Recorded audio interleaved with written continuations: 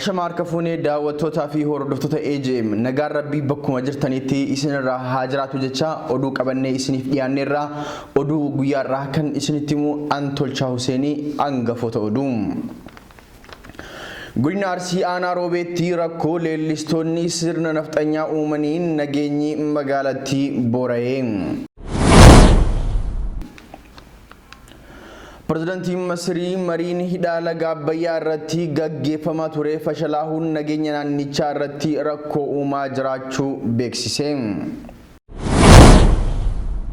Pirezidaantiin Turkiyaa Rajab Tayyib Erdogan miidhaa dhiyeenya kana dhaabbata kuusaa Saawudii irratti qaqqabeen Iraan raawwachuu ishee ragaa qabatamaa agarsiisu tokko illee hin jiru. Sababa kanaaf Iraaniin itti gaafatamaa gochuun sirrii miti jedhan. Chaayinaan kaameraa hojii nageenyaaf tajaajilu qulqullina guddaa kan qabu abbaa meegaa piksilii 500 hojjechuu ishii beeksifte. Amma bal'ina oduu. Guyyaa kaleessaa Arsii Diidaa magaalaa Roobeetti rakkoo leellistoonni sirna fiwudaalota uumaniin walitti bu'insi uumame. Walitti bu'insa uumameen namni hedduun kan madaa'e yoo ta'u garuu namni lubbuun darbe hin jiru. Namoonni jeequmsa kana kaasan ayyaana masqalaa kana sababeeffachuun alaabaa Minilik magaalaa bakkoota garaagaraa keessatti yeroo fannisan uummanni alaabaa akka hin fannifne yoo dhorke namoonni nageenya magaalattii jeequuf karoorfatan socha'an alaabaa fannisuu itti fufan. Haalli kun kan isaan dallansiise gootichi abdii sabaa qeerroon namoota kanneen naamusaan dubbisuun alaabaa beekamtii mootummaa hin qabnee fi alaabaa kaleessaa mootonni Habashaa uummata Oromoo ittiin ajjeesaa turan dachii Oromoo keessaa dhaabuun akka hin danda'amne gorsan.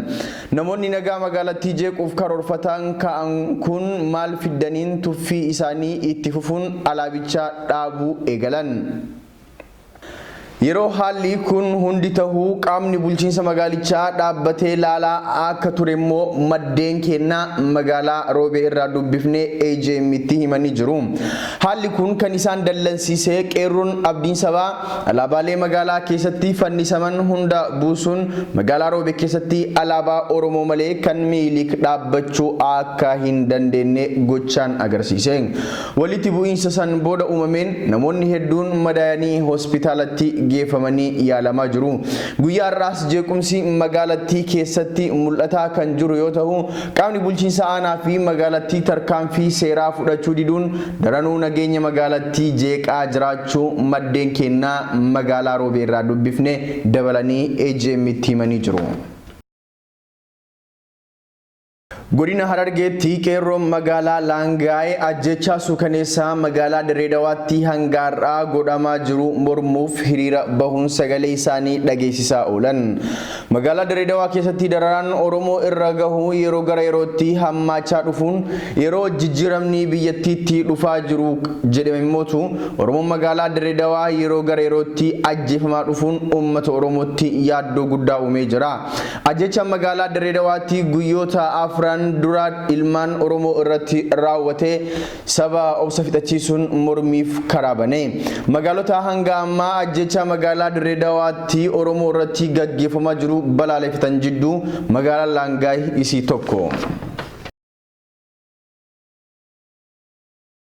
Boordiin filannoo Itoophiyaa mallattoolee murtee uummataa gaaffii naannoo ta'uu Sidaamaa ifoomse. Murteen sagalee uummataa gaaffii naannoo ta'uu Sidaamaa kan gaggeeffamu 3/2012 akka lakkoofsa Itoophiyaatti. Dhimmicha irratti manni maree naannoo Kibbaa fi manni maree godina Sidaamaa waliin mari'achaa jira.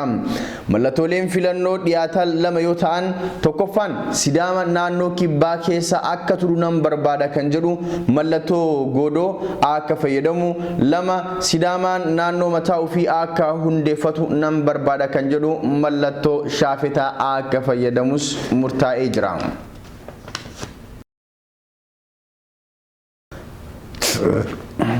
Pirezidaantiin Masrii marii hidha laga Abbayyaa irratti gaggeeffamaa ture fashaleessuun nageenya naannichaa irratti rakkoo uumaa jira jechuun akeekkachiise.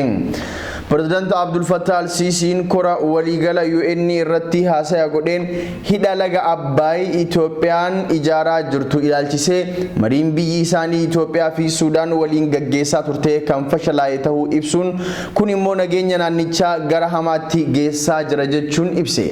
President al-Sisiin haasaya isaa kanaan Itoophiyaan qorannoo gahaa osoo hin gaggeessin hidha laga Naayil kan jalqabde ta'us Masriin kana irratti mufii hedduu hin qabdu ture.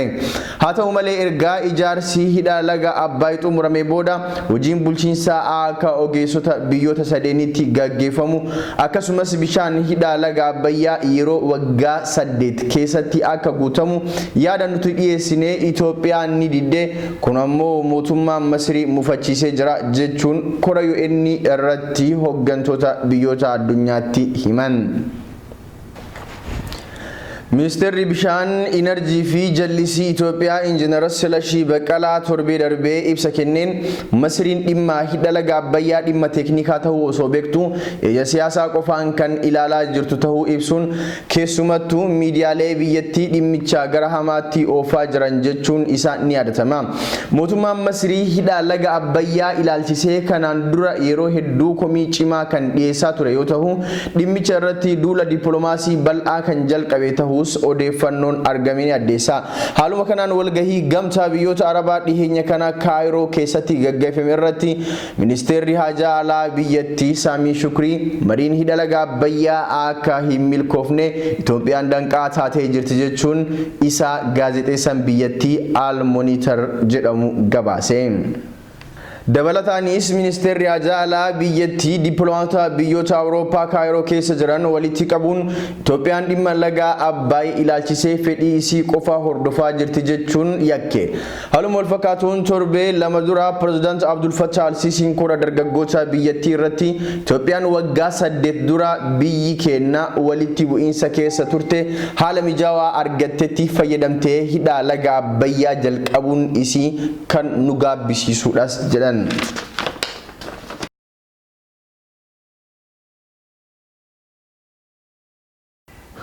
President Erdogan miidhaa dhiyeenya dhaabbata kuusaa gaazii Saawud Arabiyaa irratti dhaqqabee Iraan qofti akka itti gaafatamtu taasisuun dogongora guddaadha jedhan. Prezidantii Turkii Rajab Tayyip Erdogan waldhabdee baha giddu galeessaatti uumame ilaalchisuun miidiyaa Fox Newsiif yaada isaanii kennaniin prezidantichi miidhaa dhiyeenya dhaabbata kuusaa gaazii Saawud Arabiyaa irratti dhaqqabeen Iraan raawwachuu ishee ragaan qabatamaa agarsiisuu hin jiru jedhan. Kana waan ta'eef hanga ragaa qabatamaa fi amansiisaan hin dhiyaannetti Iraan qofa miidhaa dhaqqabeef itti gaafatamuu taasisuun balaa cimaa uumuu danda'a jedhan. Miidhaa kana kan dhaqqabsiisan qaama hidhatee Yaman keessa jiru garee Huutii akka ta'e ragaan jiraachuu himaniiru. Prezidantichi miidhaa dhaqqabeefis garichi itti gaafatamummaa fudhachuu isaa ragicha amanamaa taasisa jedhan.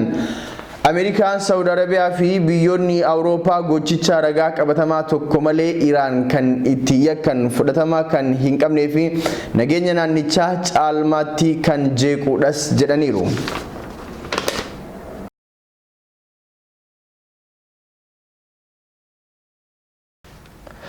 Chaayinaan kaameraa hojii nageenyaaf kan tajaajilu qulqullina guddaa kan qabu abbaa meegaa piksilii 500 hojjechuu beeksifte.